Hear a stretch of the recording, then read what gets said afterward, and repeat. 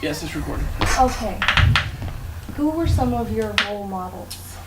Some of my role models, and actually they're still kind of involved with the youth ministry. One was Chris Lynch. Obviously, he was my youth director growing up. And then William McCoy, who still helps with the youth ministry, older gentleman. I guess you know who he is. But yeah, Mr. McCoy and then Chris Lynch were just some very influential people, especially as it relates to youth ministry and what I wanted to do. Okay. What is your favorite part of your job? Favorite part of my job is just hanging out with kids. You know, I count it as a blessing that I essentially have the freedom and liberty to just hang out with kids, and that's my job. You know, I don't have to worry about saying, no, I can't do that because I have to work. Like, this is my work. So I always get to, hang out, go to cookout, or, go to a movie, go play football. I think that's the best part.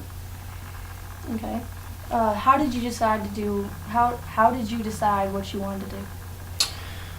Well, when I was in college, my major was psychology, and I thought my career path would lead me to work at Department of Social Services. I wanted to work with Child Protective Services.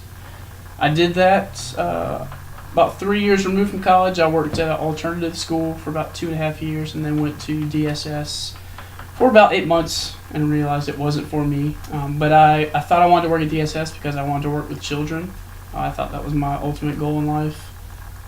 But all through college and then into the, real world, as you would say, I still worked with the youth group. So I had hands-on in that. And then it just kind of slowly became one of those things that I felt God's calling for me to be youth director.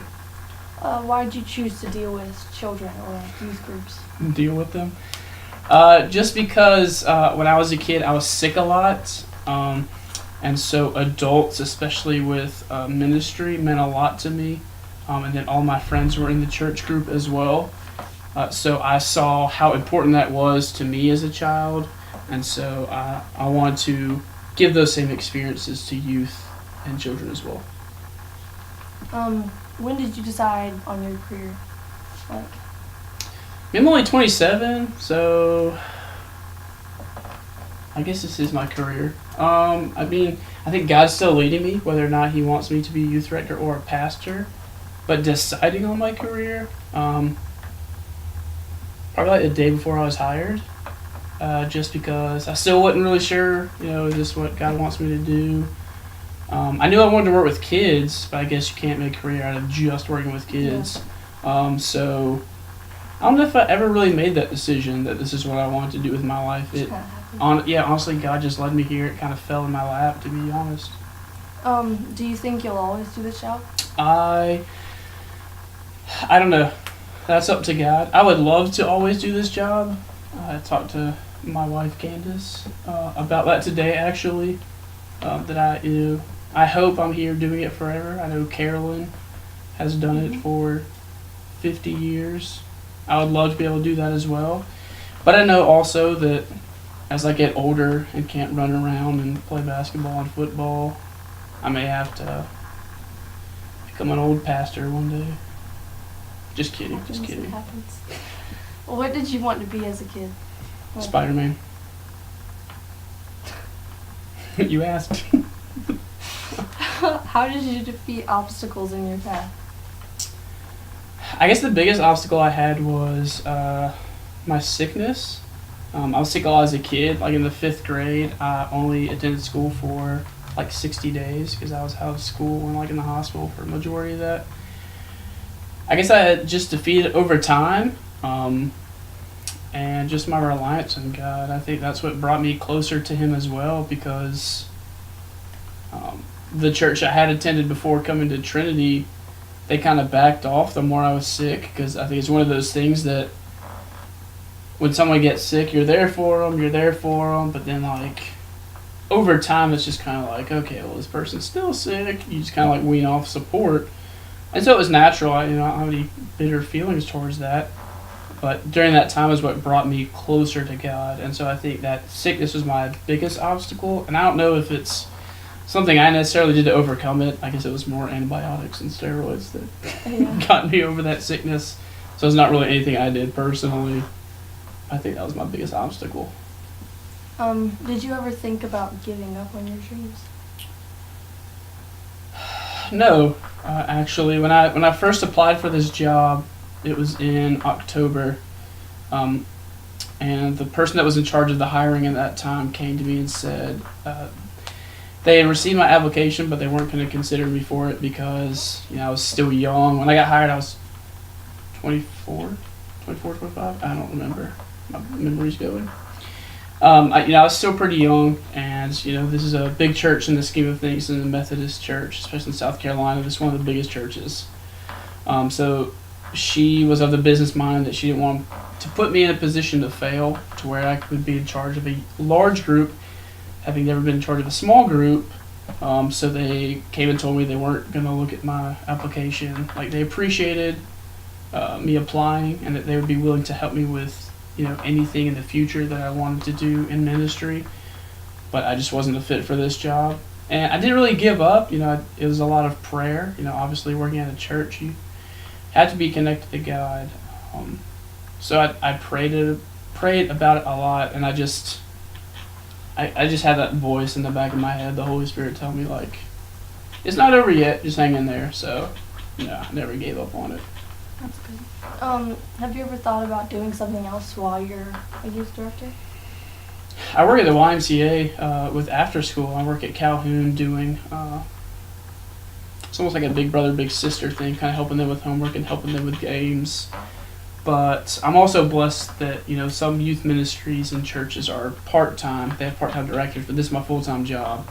So doing something else in tandem, that'd be very overwhelming, because ministry is 24/7. I mean, it's 8 o'clock on a Wednesday night, and I'll probably still go to a cookout after this with some kids and counselors, and I'll be 9 o'clock, so I wouldn't be able to do anything else. But I love what I do, so it's not like I want to do anything else. Do you see yourself as a good leader? I don't know, Sierra. Do you see me as a good leader? I feel like I have leadership qualities, and there's certainly things that have put me in place to do this position. So I still already have those leadership aspects that make me effective at what I do. And I think, one sign of a good leader is admitting that you have failures and recognizing them as well. So obviously there are things that I want to improve, but I think I do have those qualities that make me a good leader. I don't think I'd still be here after 3 years if I wasn't a good leader. So it was a little braggadocious, but whatever.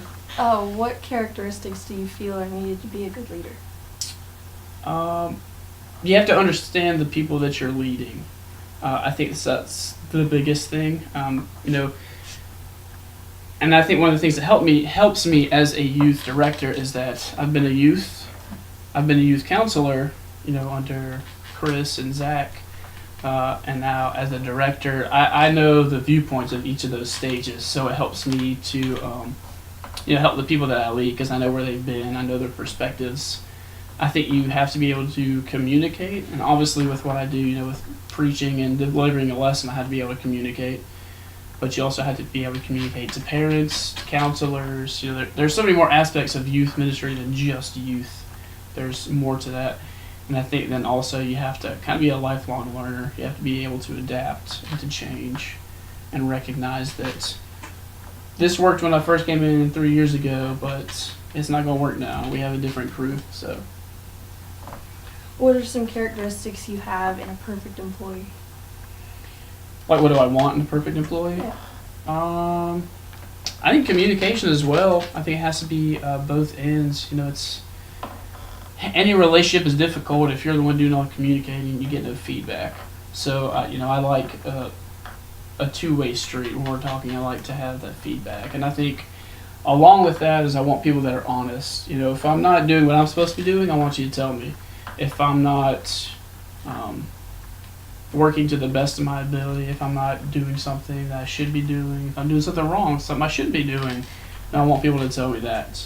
And then I also, especially in our arena, twofold, I want you to love kids and I want you to love God. Okay, do you see yourself as a good Christian? I think so, and I think, I don't know, I guess that's a loaded question. I mean, I have my faults. Everyone does. No one's perfect. I think I pursue Christ on a daily basis. And I think almost like, my love of teenagers, that I get blessed to where my job on a daily basis is to be with teenagers and love on teenagers. That's something I love to do, and as my job I have to do. But I think also as a Christian, I love my job because I have to, pursue Christ. And I love that because it's not even work for me. My two jobs are pursuing Christ and pursuing teenagers. Both of those things I love, so it's not even like it's work for me. True. Do you think you would have been able to achieve all of your goals in life or be able to be what you are right now without Christ? No, not at all. I think I like your question about, what leadership aspects do I have? Because I was always the quiet kid in youth group. Now, I love the sound of my own voice. I'll definitely always tell you what my opinion was. But I was the kid that sat in the back. I didn't say much. I didn't see myself as a leader. And I think there's still sometimes, there are better leaders. My wife being one, your mom being one. There are better leaders in the youth group. But I see myself in the position. What was the question again? I'm sorry. I just get to talking sometimes. And do you think you would have been able to achieve okay, your goals? Yes. Okay, so no, absolutely not. Because I see myself as having developed leadership, but it's kind of like that chicken or the egg. Like, what came first? Me becoming a youth director? Or like having the leadership to be a youth director. I feel like I became a youth director and then developed that leadership, not that I had the leadership in the first place to become a youth director. I think I was kind of thrust in this position, and therefore I've had to develop that leadership aspect. So it's kind of like I kind of learned on the job. Do you have any regrets about past decisions? Oh gosh. Relate to the job or just personal life? Well, kind of both. But just like decisions to get you to where you are right now. Some big ones that you've always thought about. Well, I guess professionally, working at the school kind of got me to DSS, and then DSS kind of got me to where I am now, just because I was able to.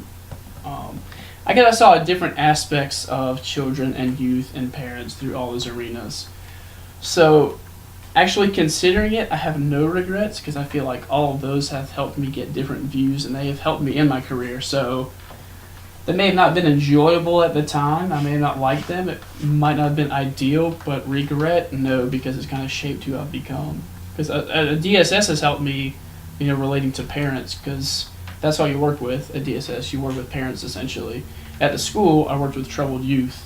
So if I can work with, kids that want to stab me half the time, I can work with kids that are upset over breaking up with their girlfriend or stuff like that. It's I've dealt with horrible issues with DSS. I've dealt with horrible issues at the alternative school. And so now working at a church, they just prepared me. So regrets? Absolutely not, because it's just led me to where I am now.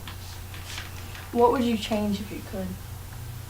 More money. I mean, not salary-wise, more money for the ministry. I mean, I think just being able to funnel money into our budget would give us way more things. I would love to have a middle school pastor to serve alongside me, to be a high school pastor and middle school pastor.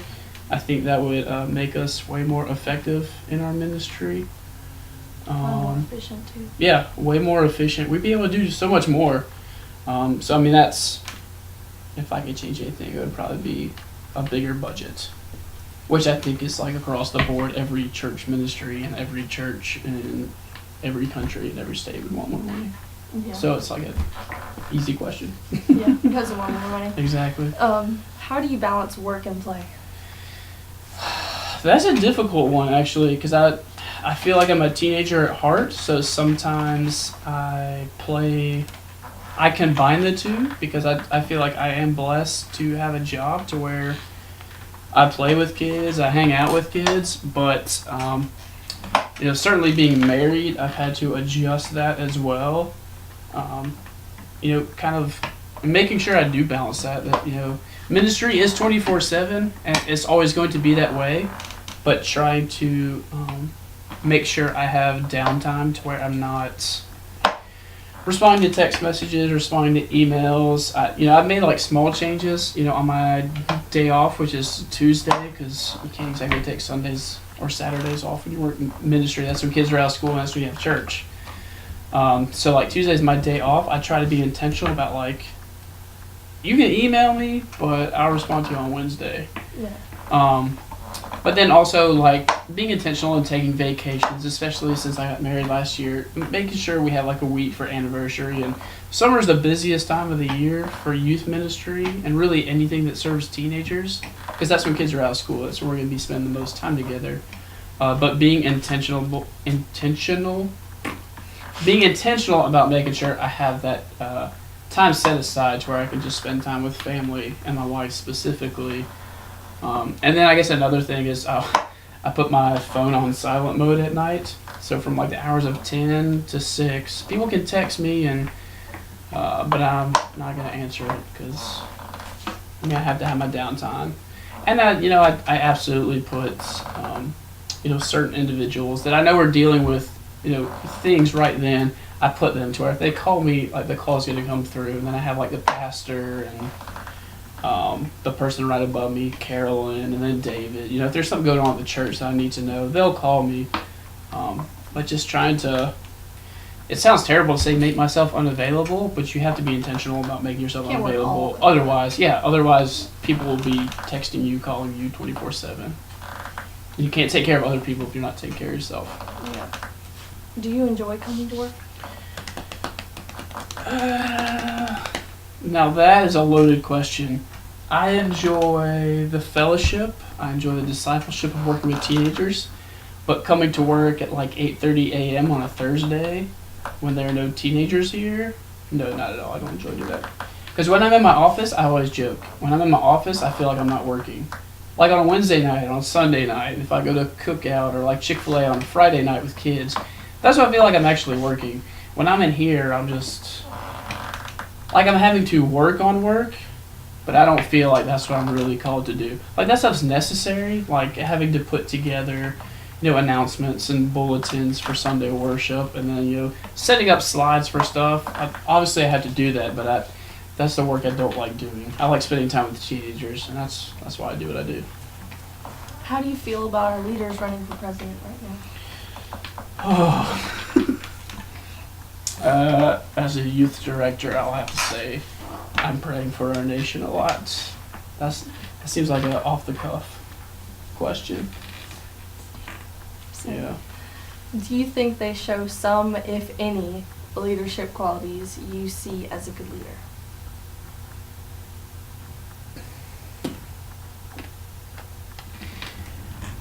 I think, and the thing that's going to be fresh in my memory is the debate from Monday that I watched. I think Hillary at least displays some self-control, and that, I feel like Trump was just talking whenever he wanted to talk, and he's being sarcastic sometimes. I think Hillary was at least kind of composed in the way that she spoke.